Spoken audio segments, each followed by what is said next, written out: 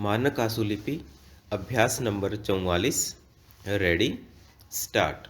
सभापति महोदय, केंद्रीय सरकारी कर्मचारियों को हिंदी में प्रशिक्षण के सभी पहलुओं पर विचार करने तथा अब तक उसकी प्रगति की समीक्षा करने के लिए एक समिति का गठन का प्रस्ताव है। समिति इस योजना के उद्देश्यों की पूर्ति और उसकी सफलता तथा भविष्य में इसमें सुधार लाने के बारे में सुझाव देगी। अगले 2 वर्षों में शिक्षकों को प्रशिक्षित करने की भी एक योजना तैयार की गई है। गृह मंत्रालय ने हिंदी का प्रयोग बढ़ाने के लिए एक कार्यक्रम तैयार किया है। हिंदी सलाहकार समिति ने 22 जून को यहाँ अपनी बैठक में इस पर स्वीकृति दे दी है।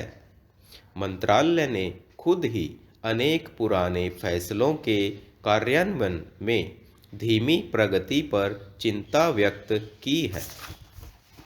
अब तय हुआ है कि भारत में हस्ताक्षर किए जाने वाले सभी अंतर्राष्ट्रीय समझौते तथा संधियां जो हिंदी में तैयार होने वाली हों, अवश्य ही हिंदी में तैयार होने लगेंगे।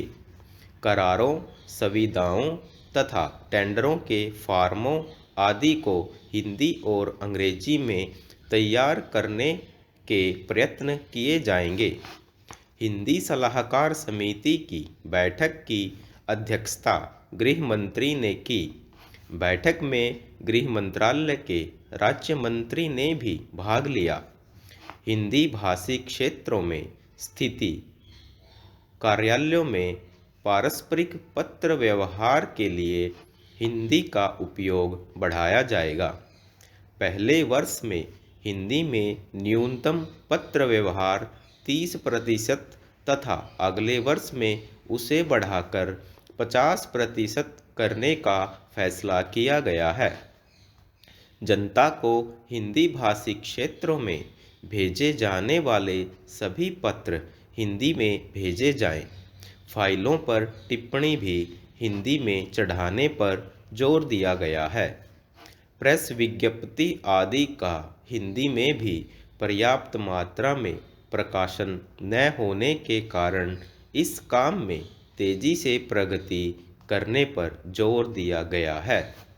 जिन कार्यालयों में 25 से अधिक तथा 100 से कम कर्मचारी हों, उनमें कम से कम एक हिंदी टाइपराइटर जरूर खरीदा जाना चाहिए तथा हिंदी टाइपिस्ट तथा स्टेनोग्राफर भी नियुक्त किए जाएं।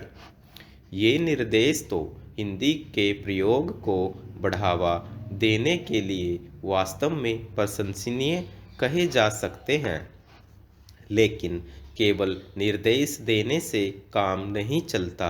सबसे महत्वपूर्ण बात यह है कि लोगों के सोचने के ढंग में परिवर्तन आना चाहिए।